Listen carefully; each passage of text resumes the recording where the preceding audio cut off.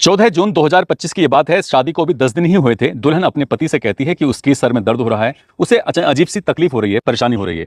दूल्हा कहता है कि तुम बिल्कुल परेशान मत हो, हम बाजार में भी चलेंगे, कुछ खरीदारी करेंगे और उससे पहले मैं तुम्हें डॉक्टर को दिखा दूंगा। पहले डॉक्टर को दिखाया जाता है, फिर बाजार में खरीदारी कराई जाती है। उसके बाद दूल्हा ज्यादा खुश था, अपनी पत्नी को लेकर सीधा एक रेस्टोरेंट में पहुंच जाता है। जब दुल्हन रेस्टोरेंट पे जाती है तो वो कहती है कि मुझे टॉयलेट जाना है। दूल्हा दे रहा था खाने पीने का ऑर्डर, दुल्हन चली जाती है टॉयलेट के अंदर। वो टॉयलेट में जाती जरूर है लेकिन उठकर वापस नहीं आती। दूल्हा परेशान हो जाता है। उसका इंतजार करते करते लगभग 20 से 25 मिनट बीत जाते हैं। उसके बाद सीधा रिसेप्शन पे जाता है, जाकर कहता है कि साहब मेरी पत्नी है, वो अचानक से गायब हो चुकी है, मैंने अभी उसको टॉयलेट भेजा था, जाकर देख लीजिए। 3 मंजिला वो होटल होता है, उसके हर एक कोने को देख लिया जाता है, दुल्हन नहीं मिलती है। आखिरकार जब सीसीटीवी कैमरे देखे जाते हैं तो पता चलता है कि वो होटल से भाग चुकी है, फरार हो चुकी है। दरअसल ये कहानी है उत्तर प्रदेश के चंदौली का एक मुगल सराय कोतवाली लगती है। दूल्हा वहां जाता है, बताता है कि साहब 4 जून को शादी हुई थी और 14 जून को वो अपनी पत्नी को लेकर जाता है एक होटल के अंदर। कुछ इस तरह की पूरी कहानी सुना जाती है। पुलिस मामले में एफआईआर दर्ज करती है और उस दुल्हन को तलाश करना शुरू कर देती है। आखिरकार कड़ी मशक्कत के बाद दुल्हन पुलिस के हाथ लग जाती है, लेकिन पता चलता है कि वो अकेले नहीं गई थी बल्कि अपने प्रेमी के साथ भाग चुकी थी।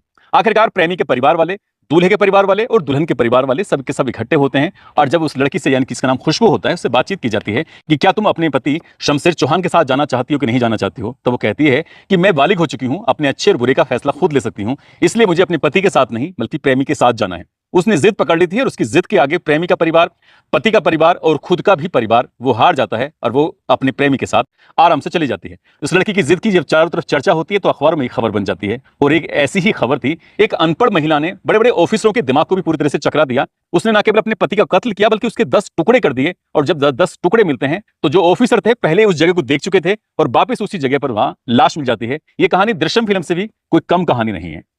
आदाब, नमस्कार, सत श्री अकाल। मैं उस्मान सैफी। आज की जो सच्ची घटना मैं आपको सुनाने जा रहा हूं, ये सच्ची घटना है महाराष्ट्र प्रदेश के जिला नासिक की। जिला नासिक की एक तहसील है जिसका नाम है सुरगाना तालुका। दरअसल इसी का एक गांव लगता है मालगोंडा। यहीं का रहने वाला उत्तम अपनी पत्नी मेथू से बोलता है। वो कहता है कि जाकर भाभी से पूछ के आओ कि भैया कई दिनों से दिखाई नहीं दे रहे हैं, क्या बात है, कहां चले गए हैं। अब से पहले तो कभी ऐसा हुआ नहीं। मेथू दरअसल अपनी जेठानी के पास जाती है, इसका नाम होता है प्रभावती। प्रभावती के पास जाती, जाकर कहती है कि तुम्हारे जो देवर ने मुझे भेजा है, जो तुम्हारे पति इनके जेठ जी हैं, वो दिखाई नहीं दे रहे हैं, कहाँ हैं आजकल, वो उनके बारे में कुछ बात हो तो बता दीजिए मुझे। वो बार बार पूछ रहे थे, मैं कई बार कहने में उनके यहाँ पर आई हूँ।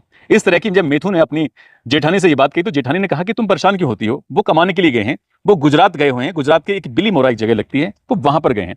जैसे ही देवरानी से ये बात कही जाती है, इसी बीच में उसका एक दुपट्टा होता है, उस दुपट्टे को वो कुछ इस तरह से फेंक के मारते हैं कि वो चाहती तो ये थी कि ये दुपट्टा फेंका हुआ बिल्कुल भी दिखाई न दे। लेकिन जब उसने उस दुपट्टे को फेंक के मारा और जिस चीज को ढकने की कोशिश की जाती है, दरअसल देवरानी उसे देख लेती है। अब देवरानी यहां से उसका दिमाग एकदम क्लिक करता है। वो सोचती है कि आखिरकार ऐसा क्यों किया होगा, क्या इसके पीछे वजह रही होगी। तुरंत ही वो अपने पति उत्तम के पास जाती है और उत्तम से जाकर कहती है कि उत्तम, तुम्हें पता है तुम्हारी भाभी ने मुझे देखकर मुझसे बातचीत करते हुए अपना दुपट्टा तुम्हारे भैया के चप्पल पर फेंक के मारा था। आखिरकार कुछ ना कुछ तो बात है। तो उसका जो भाई उत्तम है वो सोचने पर मजबूर हो जाता है। मजबूर इसलिए हो जाता है क्योंकि उसके भाई के पास, जिसका भाई का नाम होता है यशवंत ठाकरे, उम्र जिसकी लगभग 43 साल के आसपास होती है, उसके पास महज एक जोड़ी ही चप्पल थे। ये बहुत गरीब परिवार है, मजदूरी वैसे करता है। उसका जो एक चप्पल गायब है और एक चप्पल वहां था, उसको भी वो छुपाने की कोशिश कर रही थी। तब उसे लगता है कि भैया के साथ कहीं ऐसा तो नहीं है कोई अनहोनी घटना हो गई हो। आखिरकार भैया कई दिन से दिखाई नहीं दे रहे, लेकिन घर के अंदर उनका चप्पल रखा हुआ है, वो बिना चप्पल के कहां गए होंगे। बस इतना था। उत्तम नजदीकी पुलिस स्टेशन पहुंच जाता है और पुलिस स्टेशन में अधिकारियों का इंतजार कर रहा था। इंतजार करते करते कहता है कि साहब एक बहुत जरूरी बात है, मेरा भाई जिसका नाम यशवंत ठाकरे है, उम्र जिसकी लगभग 43 साल के आसपास है, वो कई दिनों से दिखाई नहीं दे रहा है। भाभी से पूछते हैं तो भाभी कोई सही जवाब नहीं देती है। लेकिन साहब भाभी ने अपने दुपट्टे से चप्पल को छुपाने की कोशिश की थी, जरूर कुछ ना कुछ गड़बड़ है, आप एक बार चलकर देख लीजिए।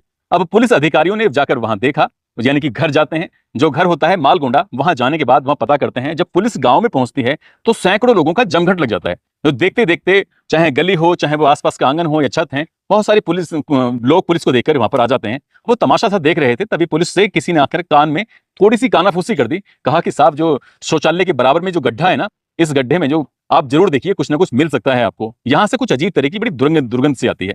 अब जैसे ही पुलिस ने ये बात सुनी तो पुलिस ने का भी दिमाग ठनक जाता है।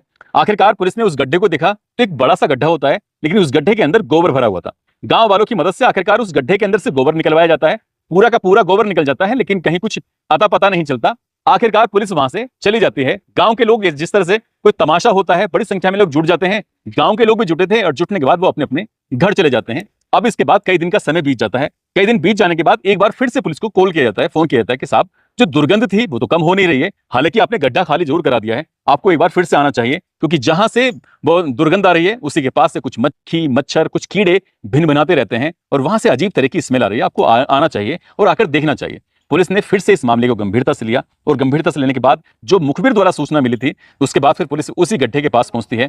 पहला गड्ढा जो खोदा गया था, दूसरा गड्ढा जो शौचालय का गड्ढा था। आखिरकार उस सेप्टिक टैंक को हटाया जाता है, उसके ऊपर जो कुछ रखे हुए सामान थे उसको हटाने के बाद उसको फिर देखा जाता है तो पता चलता है कि उसके अंदर एक लाश निकलती है। लाश भी 10 टुकड़ों में बटी हुई थी। जब पुलिस उस लाश को निकालती है तो उसका पहचान पाना बहुत मुश्किल हो रहा था। अब ये सवाल किया जाता है कि लाश किसकी है, क्योंकि जो व्यक्ति गायब है उसी की लाश होगी, इस तरह से अंदाजा लगाया जा रहा था। अब पुलिस ने जो महिला है जिसका नाम प्रभावती है, अब आखिरकार प्रभावती को हिरासत में लिया जाता है। उससे पूछताछ की जाती है कि आखिरकार तुमने अपने पति का मर्डर क्यों किया, पूरी कहानी शुरू से सुनाओ, नहीं तो पुलिस अपने तरीके से तुमसे पूछताछ करके यह सच उगलवा ही लेगी। आखिरकार प्रभावती ने काफी कहानियां बनाने की कोशिश की, लेकिन पुलिस के सामने कोई कहानी बनाने की कोशिश भी करे तो वो कामयाब नहीं होती है। हालांकि पुलिस एक बार पहले से ही अपना बेवकूफ बनवा चुकी थी, क्योंकि वो अनपढ़ औरत जो थी उसने एक गड्ढा उड्ढा खोदा और इस तरह से पुलिस को गुमराह कर दिया था, पूरे गांव के लोगों को गुमराह कर दिया था। पुलिस इस बार गुमराह नहीं होना चाहती थी और पुलिस ने सख्ती से पूछताछ की है, तब सच निकल के सामने आता है। वो बताती है कि साहब 14 अप्रैल 2025 की बात है, रात का समय था, वो शराब पी के घर आ जाता है, नशे में बहुत ज्यादा धुत था। आखिरकार जब उसे खाना दिया जाता है, उस रात दाल और चावल बनाए गए थे, उसे दाल चावल पसंद नहीं आ रहे थे। इसी बीच में वो गाली देने लगता है, गाली देते देते वो हिंसा का रूप अपना अख्तियार कर लेता है। वो उसे मारपीट करना शुरू कर देता है। मारपीट करते करते उसने गला पकड़ लिया और गला पकड़ के वो गला दबा ही रहा था। उसे नहीं पता कि कब उसके हाथ में कुल्हाड़ी आ जाती है। उसने अपनी जान बचाने के लिए कुल्हाड़ी को जैसे ही मारा तो उसका पति वहां गिर जाता है और उसका गुस्सा इतना बढ़ जाएगा उसने कभी सोचा नहीं था। उसके बाद उसने अपने पति के लगभग 3 हिस्से कर देती है। 3 हिस्से तो कर देती है, अगर आखिरकार करे तो क्या करे, क्योंकि अगर इस बात का किसी को पता चलेगा तो जाहिर सी बात है पुलिस पकड़ के ले जाएगी और पूरी जिंदगी सलाखों के पीछे गुजरेगी।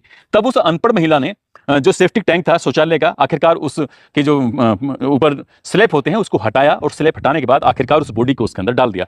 जो कपड़े थे उसके तन से कपड़े उतार लेती है, कपड़ों में लगा देती है आग और उसकी बॉडी को ढकने के बाद उसके बाद फिर उस पर स्लैब जो रखे जाते हैं उसको बड़ी तरतीब के साथ रखती है ताकि इसकी दुर्गंध न निकल सके। साथ ही वो इंतजाम करती है कुछ ऐसी गोलियों का कि गोली लाकर उसके अंदर टैंक में डाल देती है और किसी को इस बात की कानो कान खबर नहीं लगती। लेकिन उसे पता था कि किसी ना किसी दिन उसके पति के बारे में जरूर पूछा जाएगा, इसलिए उसने शौचालय के गड्ढे के बराबर में एक और गड्ढा खोदा और उसने कई दिनों तक मेहनत की। गड्ढा खोदने के बाद आखिरकार जहां तहां से गोबर का इंतजाम किया और उसके अंदर वो लगातार गोबर डालती रहती थी। गोबर की दुर्गंध से आसपास के लोगों को दिक्कत होनी शुरू हो जाती है और अचानक से ही गोबर आया। ये वाकई अपने आप में सवाल खड़े कर रहा था। आसपास के लोग जानने की कोशिश भी कर रहे थे क्या क्या क्या है।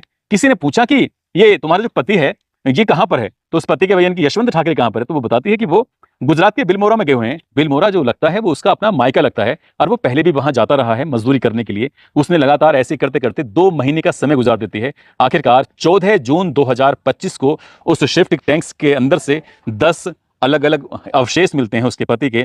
फिर इस घटनाक्रम का खुलासा होता है। पुलिस जो इस घटनाक्रम का खुलासा कर रही है, हालांकि पुलिस खुद भी इस बात को अभी सेटिस्फाई नहीं है कि जो उसने हत्या की वजह बताई है यही वजह है या कोई और वजह है। पुलिस उस वजह की भी तलाश करने की कोशिश कर रही है या फिर यही जो वजह बताई गई है उस महिला द्वारा वही वजह है। लेकिन इस घटना ने, उस अनपढ़ महिला ने, उस न केवल पूरे गांव के लोगों के बल्कि जितने भी पुलिस ऑफिसर वहां पर पहुंचते हैं सभी के दिमाग को पूरी तरह से चकरा दिया था। लोग सोचने पर मजबूर हो चुके थे कि एक अनपढ़ महिला आखिरकार इतनी शातिर कैसे हो सकती है। दोस्तों, इस पूरे घटनाक्रम को सुनाने का उद्देश्य किसी को परेशान करना नहीं है, किसी का दिल दुखाना नहीं है, बल्कि आपको जागरूक करना है, आपको सचेत करना। आप सब लोग अपना ख्याल रखें, सुरक्षित रहें। जय हिंद, जय भारत।